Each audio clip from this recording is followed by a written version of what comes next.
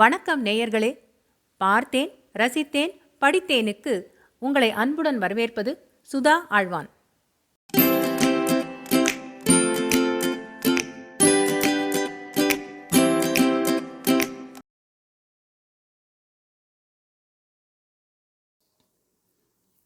அமரர் கல்கியின் சாகித்ய அகாடமி விருது பெற்ற அலை ஓசை பாகம் 3 எரிமலை. அத்தியாயம் 24 வெடித்த எரிமலை. மாலை பொழுது இரவாக மாறிக்கொண்டிருந்தது. சாலை ஓரத்து கம்பங்களில் தீபங்கள் ஏற்றப்பட்டன. ஆனால் விளக்குகள் எல்லாவற்றுக்கும் ஏஆர்பி கூண்டுகள் போட்டிருந்தபடியால் தீபங்கள் பிரகாசமாக எரியவில்லை. இந்த ஜப்பான் யுத்தம் வந்தாலும் வந்தது, கல்கத்தாவின் சோபையே போய்விட்டது. முன்னேயெல்லாம் இந்த இடத்தில் எப்படி பிரகாசமான விளக்கு போட்டு ஜெகஜோதியாக இருக்கும் என்றாள் சித்ரா. இப்படி அவள் சொல்லி வாயை மூடினாலோ இல்லையோ, 8 திக்கும் திடுக்கிடும்படியாக படார் படார் என்று சத்தம் கேட்டது. உடனே ஏஆர்பி சைரன் உடம்பு சிலிர்க்கும்படி சோக சத்தத்துடன் ஊளையிடத் தொடங்கியது. ஜப்பான் விமானம் வந்து குண்டு போடுகிறதென்றும் ஏஆர்பி சைரன் முன்னெச்சரிக்கை செய்வதற்கு பதிலாக பின்னெச்சரிக்கை செய்கிறதென்றும் அமரநாத்தும் சித்ராவும் தெரிந்து கொண்டார்கள். இது அவர்களுக்கு புதிய அனுபவமாதலால் அவர்களுடைய உடம்பு நடுங்கிற்று. நெஞ்சு படபடவென்று அடித்துக் கொண்டது. சித்ரா அமரநாத்தின் தோள்களை பிடித்துக் கொண்டாள். அமரநாத் சாலையோரத்தில் வண்டியை நிறுத்தினான். வீதியில் எழ்விழவும் இடமில்லாதபடி நெருங்கி நின்று கொண்டிருந்த ஜனங்கள் நாலாபுறமும் சிதறி ஓடி மறைந்தார்கள். வண்டிகள் மட்டும் அப்படியே சாலை ஓரமாக நின்று கொண்டிருந்தன. குண்டுகளின் சத்தம் ஓய்ந்தது. 5 நிமிஷம் ஆயிற்று. சரி, இவ்வளவுதான் போலிருக்கிறது, இனிமேல் போகலாம் என்ற எண்ணம் அவர்கள் மனத்திலே தோன்றியது. அடுத்த கணத்தில், ஆஹா, இது என்ன அதிசயமான வெளிச்சம்! 1000 கோடி சூரியன் பூமியை நோக்கி விரைந்து வருவது போன்ற வெளிச்சம். உடனே அந்த அதிசயமான வெளிச்சம் மங்குகிறது.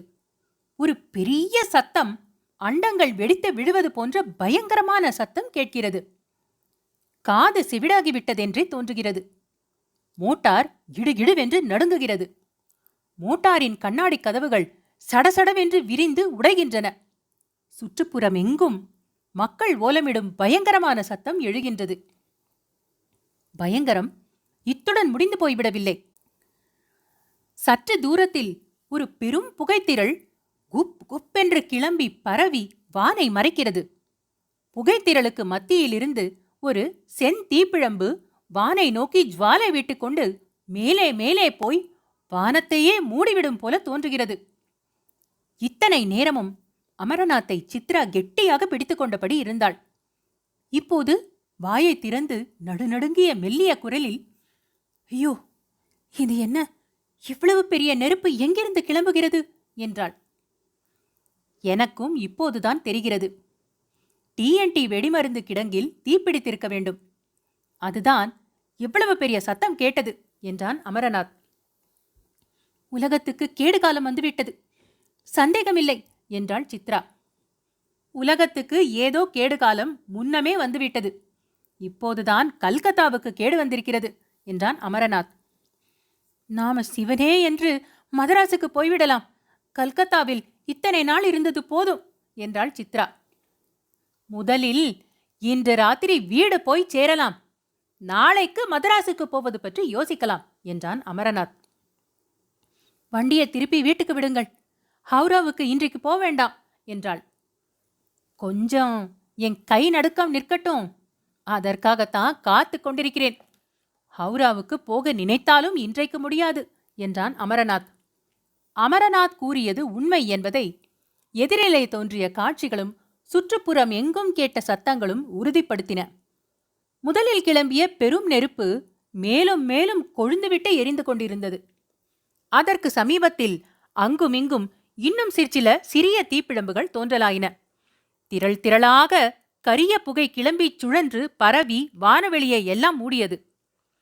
தீப்பிடித்த இடங்களை நோக்கி ஜனங்கள் பலர் பயங்கரமான ஊளைச்சத்தங்களை இட்டுக்கொண்டு விரைந்து ஓடினார்கள்.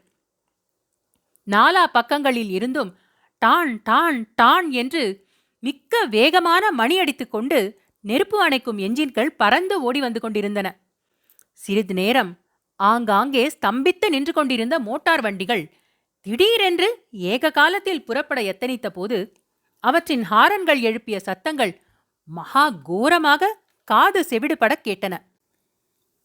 வானை மூடியிருந்த புகைத்திரள் காற்றின் வேகத்தினால் கொஞ்சம் விலகிக் கொடுத்து தீயின் வெளிச்சம் கட்டிடங்களின் மேலே விழும்படி செய்தபோது சாலையின் இருபுறமும் இருந்த 4 மெத்தை 5 மெத்தை கட்டிடங்களின் மேல் தளங்களில் ஜனங்கள் நிழல் உருவங்களாக நின்று பார்த்து கொண்டிருந்த காட்சி பயங்கரமான யமலோக காட்சியை நினைவூட்டியது. சித்ரா அதையெல்லாம் பார்க்கச் சகியாமல் கண்களை மூடிக்கொண்டாள். பிறகு கேட்கச் சகியாமல் காதுகளை பொத்திக் கொண்டாள். வண்டியை திருப்பி ஓட்டப் போகிறீர்களா இல்லையா என்றாள். ஓட்டுகிறேன், நீயும் கொஞ்சம் ஜாக்கிரதையாக முன்னாலும் பக்கங்களிலும் பார்த்து கொண்டு வா என்றான் அமரநாத். கார் திரும்பி புறப்பட்டு அந்த வீதியை தாண்டி அடுத்த வீதியில் நுழைந்தது. அங்கே கொஞ்ச தூரத்துக்கு அப்பால் ஒரு பெரிய ஜனக்கூட்டம். அருகில் நெருங்கி பார்த்தபோது ஒரு மார்வாரியின் கடைக்குள் ஜனங்கள் புகுந்து கிடைத்த சாமான்களை சுருட்டி கொண்டு ஓடுவதாக தெரிய வந்தது. கூட்டத்தின் மத்தியில் சில போலீஸ்காரர்களும் காணப்பட்டார்கள். ஜனங்கள் கடையில் புகுந்து சூறையாடுவதை அந்த போலீஸ்காரர்கள் பார்த்து கொண்டு நின்றார்கள். ஜனக்கூட்டத்தின் ஓரம் வரையில் அமரநாத் காரை கொண்டு வந்துவிட்டு பிறகு சிறிது தயங்கினான். மறுபடியும் காரை திருப்பி விடலாமா என்று நினைத்தான். திரும்பி போவதற்கு வேறு நல்ல வழி கிடையாது. ரொம்பவும் சுற்றி அலைய வேண்டும். மேலும் இந்த காலி கூட்டத்துக்கு பயந்து திரும்பி போவதா? வீதி ஓரமாக கூட்டத்திற்குள்ளே அமரநாத் காரை விட்டான். கூட்டத்தில் சிலர் காரின் மேல்தட்டை தட்டினார்கள். சிலர் கதவை தட்டினார்கள். சிலர் பின்னால் நின்று வண்டியை பிடித்து இழுத்து நிறுத்த பார்த்தார்கள். சிலர் ஹாய் ஊய் என்று கத்தினார்கள். மாறோ மாறோ என்று ஒரு குரல் கேட்டது. அமரநாத் கதி கலக்கத்துடன் தான் வண்டியை ஓட்டினான். நல்ல வேளையாக அபாயம் ஒன்றும் நேரவில்லை. கூட்டத்தை தாண்டியதும் வேகமாக வண்டியை விட்டான். சித்ரா, பார்த்தாயல்லவா லட்சணத்தை? எங்கேயோ குண்டு வெடித்தது, எங்கேயோ தீப்பிடித்தது. இங்கே கடையிலே புகுந்து காலிகள் கொள்ளையடிக்கிறார்கள். இந்த லட்சணத்தில் இந்தியாவுக்கு சுயராஜ்யம் வேண்டுமா? சுயராஜ்யம் உருப்பட்டா போலத்தான் என்றான் அமரநாத். இப்படி அமரநாத் சொல்லிக் கொண்டிருக்கும்போது காரின் மேல் ஒரு கல் விழுந்தது. ஓடும் வண்டியில் விழுந்தபடியால் வெடிகுண்டு வெடித்தது போல சத்தம் கேட்டது. நான் சொன்னது சரியாக போய்விட்டதல்லவா? இந்த கல்லு என் பேரிலேயோ எதிர்கண்ணாடியின் பேரிலேயோ விழுந்திருந்தா என்ன கதி ஆயிருக்கும் என்றான் அமரநாத். நான் தான் சொல்லிவிட்டேனே, இந்த கல்கத்தாவில இருந்ததும் போதும், சம்பாதித்ததும் போதும். நாளைக்கே ஊருக்கு புறப்படலாம். உள்ளதை கொண்டு நிம்மதியா இருக்கலாம். ஊருக்கு போனா நிம்மதி வந்து விடுமா? அங்கேயும் இந்த மாதிரியான ஜனங்கள் தானே இருப்பார்கள். இங்கே செய்வதை போல் அங்கேயும் செய்ய மாட்டார்களா? நம்ம பக்கத்து ஜனங்க ஒரு நாளும் இந்த மாதிரி மிருகப்பிராயமாக நடந்து கொள்ள மாட்டார்கள் என்று தீர்மானமாக கூறினாள் சித்ரா. கொஞ்ச தூரம் போனதும் ஒரு மோட்டார் பஸ் சாலை ஓரத்தில் பக்கவாட்டில் விழுந்து தீப்பிடித்து எரிந்து கொண்டிருப்பதை கண்டார்கள். பஸ்ஸில் எப்படி தீப்பிடிக்கும் என்றாள் சித்ரா. தானாக பிடித்திராது.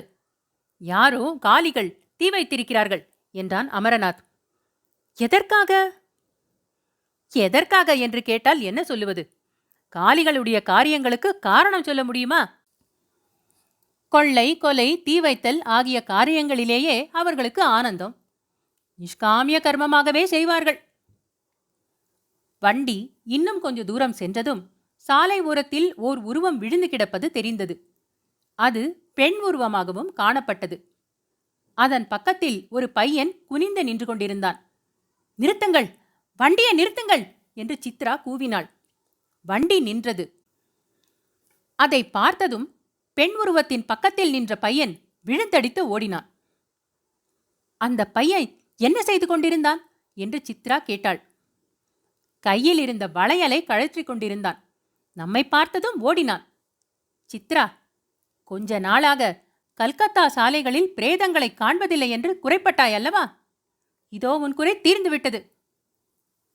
ஏதாவது கண்ணா பின்னாவென்று சொல்லாதீர்கள். நான் பிரேதத்தை காணவில்லை என்று குறைப்பட்டேனாக்கும். ஒருவேளை இன்னும் உயிர் இருக்கிறதோ என்னமோ. இறங்கி பார்க்கலாம் வாருங்கள் என்றாள் சித்ரா. இருவரும் இறங்கி அந்த உருவத்தின் அருகில் போனார்கள். அடாடா, மதராஸ் பக்கத்து பெண் போல் அல்லவா இருக்கிறது. வயதும் அதிகம் இராது. சிறு பெண் என்றாள் சித்ரா. மதராஸ் பெண் என்பதற்காக யமன் விட்டு விடுவானா என்ன? பார்த்தாகிவிட்டது, வா போகலாம் என்றான் அமரநாத். செத்துப் போய்விட்டதாக அவ்வளவு நிச்சயமாய் ஏன் சொல்ல வேண்டும்? உயிர் இருக்கிறதா என்று பாருங்கள். நீயே பார், உனக்குத்தான் இந்த மாதிரி காரியங்களில் அனுபவம் அதிகம் என்றான் அமரநாத். கீழே கிடந்த பெண்ணின் மூச்சின் அருகே சித்ரா விரலை வைத்து பார்த்தாள். மூச்சு லேசாக வந்து கொண்டிருந்தது. மார்பில் கை வைத்து பார்த்தாள். மார்பு அடித்துக் கொண்டிருந்தது என்பது நன்கு தெரிந்தது. நிச்சயமாக உயிர் இருக்கிறது, சீக்கிரம் பிடியுங்கள் என்று சொல்லி சித்ரா அந்த பிரக்ஞையற்ற பெண்ணின் தலையின் கீழ் கையை கொடுத்து தூக்கினாள். ஏன் மரம் மாறி நிற்கிறீர்கள்? சீக்கிரம் காலின் பக்கம் பிடித்து தூக்குங்கள் என்றாள். யாரோ தெருவில் கிடக்கிறவளுக்காக நான் மரம் என்று வசவு வாங்க வேண்டியிருக்கிறது. அவளுடைய காலையும் பிடித்து தொலைக்க வேண்டியிருக்கிறது என்று சொல்லிக்கொண்டே அமரநாத் அந்த பெண்ணின் காலை பிடித்து தூக்கினான். இருவருமாக கொண்டு வந்து காரின் பின் சீட்டில் போட்டார்கள். விடுங்கள், சீக்கிரம் காரை விடுங்கள், ஒரு உயிரை காப்பாற்றுங்கள் என்றாள் சித்ரா. வண்டி கிளம்பி போகத் தொடங்கியதும், எங்கே விடுகிறது, காரை எங்கே விடுகிறது என்று அமரநாத் கேட்டான். வீட்டுக்குத்தான் விட வேண்டும், வேறு எங்கே? அப்படியானால் நான் வண்டியை நிறுத்தி வெளியில் எடுத்து எறிந்து விடுவேன். வீட்டுக்கு கொண்டு போகவே கூடாது. யாரோ என்ன சங்கடமோ, நம் வீட்டில் செத்து வைத்தால் என்ன செய்கிறது என்றான் அமரநாத். உங்களைப் போல இரக்கமற்ற மனிதரை நான் பார்த்ததே கிடையாது. அப்படியானால் அனாதை விடுதிக்கு விடுங்கள், சீக்கிரம் போனா சரி என்றாள் சித்ரா. அமரநாத் அதிவேகமாக காரை விட்டு கொண்டு சென்றான். பிரக்ஞை அற்று கிடந்த பெண்ணின் முகத்தில் வேகமாக காற்று பட்டதினாலேயே அவளுக்கு உயிரும் உணர்வும் வரத் தொடங்கின. அனாதை ஆசிரமத்துக்கு கொண்டு போய் சிறிது நேரம் ஆரம்ப சிகிச்சை செய்ததும் நன்றாக உயிர் வந்துவிட்டது. இனி அபாயம் இல்லை என்று தெரிந்து கொண்டு அமரநாத்தும் சித்ராவும் வீடு போய் சேர்ந்தார்கள். அத்தியாயம் 24 வெடித்த எரிமலை நிறைவுற்றது. அன்பான நேயர்களே, இது போன்ற மேலும் சுவையான கதைகள் மற்றும் கட்டுரைகள் கேட்க பார்த்தேன், ரசித்தேன், படித்தேன் எங்கள் சேனலுக்கு சப்ஸ்கிரைப் செய்யுங்கள். பொன்னியின் செல்வன், சிவகாமியின் சபதம், பார்த்திபன் கனவு போன்றவை பிளேலிஸ்டுகளாக வரிசைப்படுத்தப்பட்டிருக்கின்றன. ஏனைய பிற கதைகளையும் நீங்கள் கேட்டு மகிழலாம். தமிழ் கதைகள் கேட்க ஆர்வம் உள்ள உங்கள் குடும்பத்தார் மற்றும் நண்பர்களிடம் பகிருங்கள். மிக்க நன்றி.